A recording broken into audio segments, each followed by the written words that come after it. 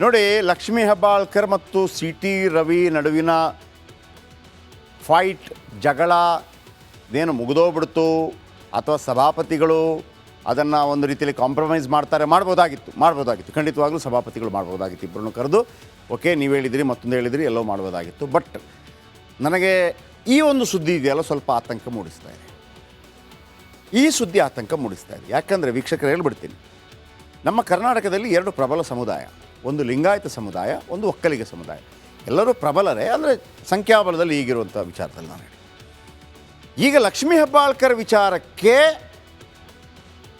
ಇಲ್ಲಿ ತನಕ ಲಕ್ಷ್ಮೀ ಹೆಬ್ಬಾಳ್ಕರ್ ಓರ್ವ ಕಾಂಗ್ರೆಸ್ ನಾಯಕಿ, ಸಿ ಟಿ ರವಿ ಓರ್ವ ಬಿ ಜೆ ಪಿ ನಾಯಕ, ಇಷ್ಟೇ ಹೋರಾಟಗಳಾಗ್ತಾ ಇದೆ. ಈಗ ಇದು ಸಮುದಾಯದ ಹೋರಾಟಗಳಾಗುವ ಕೆಲವು ಎಸೆನ್ಸ್ಗಳು ಆಗಬಾರ್ದಿತ್ತಿದು ಆಗ್ತಾ ಇದೆ. ಯಾಕಂದರೆ ಲಕ್ಷ್ಮೀ ಹೆಬ್ಬಾಳ್ಕರ್ ಬೆನ್ನಿಗೆ ಇದೀಗ ಶಾಮನೂರು ಶಿವಶಂಕರಪ್ಪ ಎಂಟ್ರಿ, ಅಖಿಲ ಭಾರತ ವೀರಶೈವ ಮಹಾಸಭಾ ಎಂಟ್ರಿ ಆಗಿದೆ. ತೀವ್ರ ಖಂಡನೆ. ಸಿ ಟಿ ರವಿ ವಿರುದ್ಧ ಕಾನೂನು ಕ್ರಮ ಕೈಗೊಳ್ಳುವಂತೆ ಒತ್ತಾಯ ಮಾಡ್ತಾ ಇದೆ. ಇದು ಪಾರ್ಟಿಯಿಂದ ಸಮುದಾಯಗಳಿಗೆ ಹೋಗುತ್ತಾ?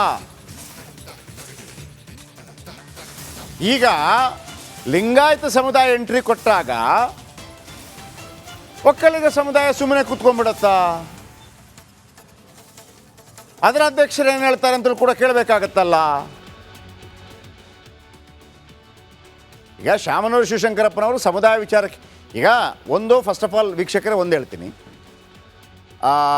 ಸಭಾಪತಿಗಳು ಇದನ್ನು ಕ್ಲಿಯರ್ ಮಾಡ್ಬೋದಾಗಿತ್ತು. ಯಾಕಂದರೆ ಹೊರಟ್ಟಿ ಅವರಿದ್ದಾರಲ್ಲ, ಹೊರಟ್ಟಿ 45 ವರ್ಷಗಳ ಕಾಲ ನಿರಂತರವಾಗಿ ಅವರು MLC ಆಗಿದ್ದು. ವರ್ಲ್ಡ್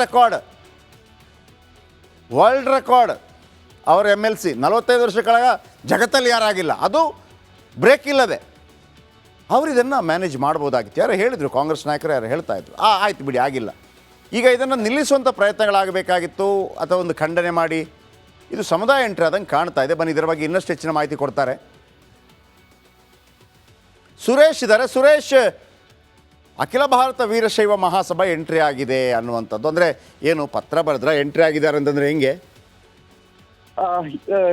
ಜಯಪ್ರಕಾಶ್ ಶೆಟ್ಟಿ, ಈವರೆಗೂ ಕೂಡ ಸಮುದಾಯವಾರು ಒಂದು ಹೋರಾಟಕ್ಕೆ ತಿರುಕೊಳ್ಳುತ್ತೆ ಅಥವಾ ಸಮುದಾಯವಾರು ನಾಯಕರು ಬ್ಯಾಟಿಂಗ್ ಮಾಡ್ತಾರೆ ಅಂತಕ್ಕಂಥ ಒಂದು ಊಹೆ ಕೂಡ ಇರಲಿಲ್ಲ. ಯಾಕೆಂತಂದ್ರೆ ಕೇವಲ ಇದು ಬಿಜೆಪಿ ವರ್ಸಸ್ ಕಾಂಗ್ರೆಸ್ ಅನ್ನೋ ಒಂದು ಅಷ್ಟೇ ಹೋರಾಟಕ್ಕೆ ಮಾತ್ರ ಸೀಮಿತ ಆಗಿತ್ತು.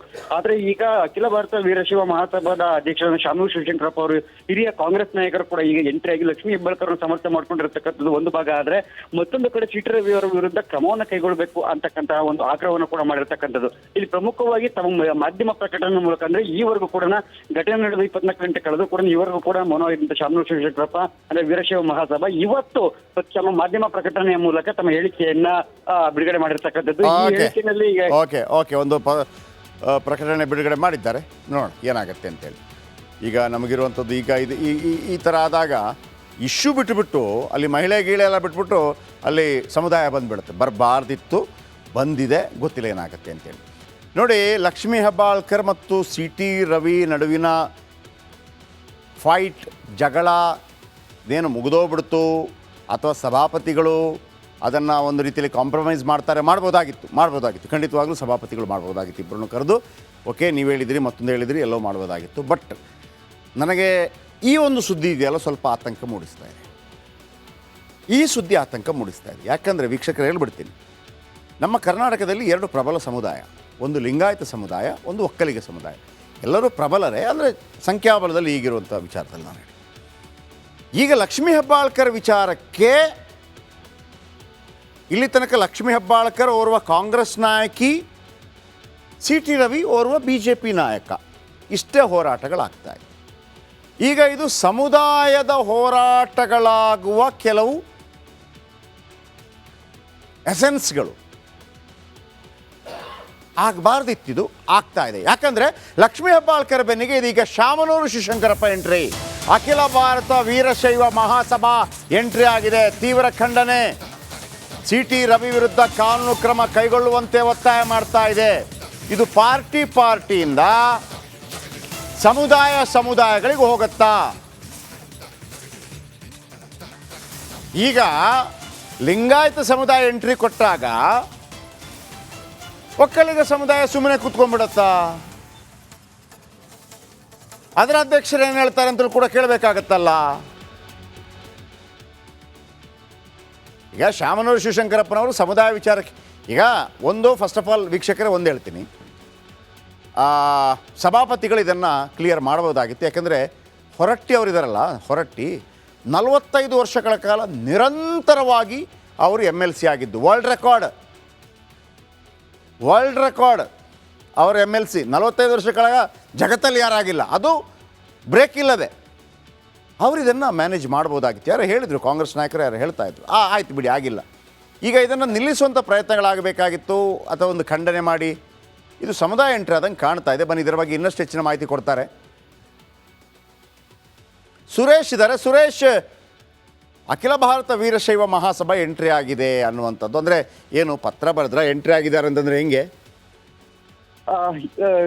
ಜಯಪ್ರಕಾಶ್ ಶೆಟ್ಟಿ, ಈವರೆಗೂ ಕೂಡ ಸಮುದಾಯವಾರು ಒಂದು ಹೋರಾಟಕ್ಕೆ ತಿರುಕೊಳ್ಳುತ್ತೆ ಅಥವಾ ಸಮುದಾಯವಾರು ನಾಯಕರು ಬ್ಯಾಟಿಂಗ್ ಮಾಡ್ತಾರೆ ಅಂತಕ್ಕಂಥ ಒಂದು ಊಹೆ ಕೂಡ ಇರಲಿಲ್ಲ. ಯಾಕೆಂತಂದ್ರೆ ಕೇವಲ ಇದು ಬಿಜೆಪಿ ವರ್ಸಸ್ ಕಾಂಗ್ರೆಸ್ ಅನ್ನೋ ಒಂದು ಅಷ್ಟೇ ಹೋರಾಟಕ್ಕೆ ಮಾತ್ರ ಸೀಮಿತ ಆಗಿತ್ತು.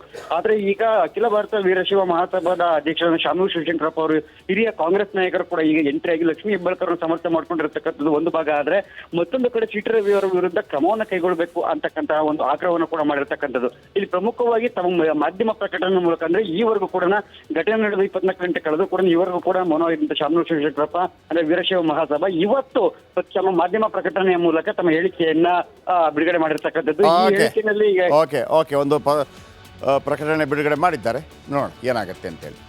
ಈಗ ನಮಗಿರುವಂಥದ್ದು ಈಗ ಇದು ಈ ಥರ ಆದಾಗ ಇಶ್ಯೂ ಬಿಟ್ಟುಬಿಟ್ಟು ಅಲ್ಲಿ ಮಹಿಳೆ ಗೀಳೆ ಎಲ್ಲ ಬಿಟ್ಬಿಟ್ಟು ಅಲ್ಲಿ ಸಮುದಾಯ ಬಂದುಬಿಡುತ್ತೆ. ಬರಬಾರ್ದಿತ್ತು, ಬಂದಿದೆ, ಗೊತ್ತಿಲ್ಲ ಏನಾಗುತ್ತೆ ಅಂತೇಳಿ. ಇನ್ನು 10 ವರ್ಷ ಇದೆ ಏಕಕಾಲಕ್ಕೆ ಚುನಾವಣೆ ನಡೆಯುವಂಥದ್ದಾದರೆ ನೋಡೋಣ. ಚರ್ಚೆ ಸಾಧಕ ಬಾಧಕ ಆಗಲಿ, ತಾಂತರ ಆಗುತ್ತೆ. ಅಲ್ಲಿಂದ ಗಾಡಿಯಲ್ಲಿ ಕರ್ಕೊಂಬರ್ತಾರೆ. ಬೆಳಗಾವಿ, ಹುಬ್ಬಳ್ಳಿ, ಹಾವೇರಿ, ದಾವಣಗೆರೆ ಮಾರ್ಗವಾಗಿ ಶಿಫ್ಟು. ಸಂಜೆ ಹೊತ್ತಿಗೆ ಹಾವೇರಿ ದಾಟ್ತಾ ಇದ್ದಾಗ ಹೈಕೋರ್ಟ್ನಲ್ಲಿ ಆದೇಶ ಬರುತ್ತೆ, ಎಲ್ಲಿದ್ದೀರಿ ಅಲ್ಲೇ ಬಿಡುಗಡೆ. ರಾತ್ರಿ 7 ಗಂಟೆಗೆ ದಾವಣಗೆರೆಯಲ್ಲಿ ಸುದ್ದಿಗೋಷ್ಠಿ ಮಾಡ್ತಾರೆ ಸಿ ಟಿ ರವಿ. ಇಲ್ಲಿ ಸಿ ಟಿ ರವಿ ತಪ್ಪೋ ಒಪ್ಪೋ ಅಂತ ನಾನು ಮಾತಾಡ್ತಾ ಇಲ್ಲ. ಘಟನಾವಳಿಗಳಾಗಿರೋದೇ ತಪ್ಪು. ಫಸ್ಟ್ ಆಫ್ ಆಲ್ ಇಂಥ ಕ್ಷುಲ್ಲಕ ಹೇಳಿಕೆಗಳೇ ತಪ್ಪು. ಜನಪ್ರತಿನಿಧಿಗಳು ಅಂತಂದರೆ ಹೆಂಗಿರಬೇಕು? ಇಂಥ ಅಸಂಬದ್ಧ ಅವ್ಯಾಚ್ಯ ಹೇಳಿಕೆಗಳು, ಅದು ಕೂಡ ಹೆಣ್ಣುಮಗಳನ್ನು ನಿಂದಿಸುವಂಥ ಹೇಳಿಕೆಗಳಾಗಿದ್ದರೆ ಖಂಡಿತವಾಗಲೂ ಶಿಕ್ಷೆ ಆಗಬೇಕು. ಆ ಶಿಕ್ಷೆ ಆಗತ್ತೆ ಅನ್ನೋ ಕಾರಣಕ್ಕಾಗಿ ರಾಜಕೀಯ ಲಾಭ ಲೆಕ್ಕಾಚಾರಗಳನ್ನು ಹಾಕ್ಕೊಂಡು ದೇಶದ ರಾಜಕೀಯ ಮಾಡೋದಿದೆಯಲ್ಲ, ಅದನ್ನು ಯಾರೂ ಕೂಡ ಕ್ಷಮಿಸಬಾರ್ದು. ರಾಜಕಾರಣಿಗಳು ಆಟ ಆಡಿದ್ರು ಅಂತ ಅಂದ್ಬಿಟ್ಟು ನಾವು ಅವರ ಆಟಕ್ಕೆ ತಕ್ಕಂಗೆ ನಾವು ಕುಣಿಬಾರ್ದು.